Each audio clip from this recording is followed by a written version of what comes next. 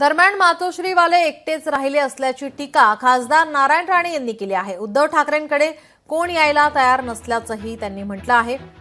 आजच्या शिवसेनेच्या वर्धापन दिनानिमित्त नारायण राणे यांनी टीका केली आहे। माननीय बाळासाहेब ठाकरे शिवसेना प्रमुख यांच्यामुळेच मी मोठा झालो, मला हे दिवस दिसले आणि त्यामुळे माननीय बाळासाहेब हेच माझे गुरु आणि सर्वस्व आहे। सन्माननीय एकनाथ शिंदे उपमुख्यमंत्री, माजी मुख्यमंत्री, शिवसेनेचे प्रमुख म्हणून मी त्यांचं अभिनंदन करतो।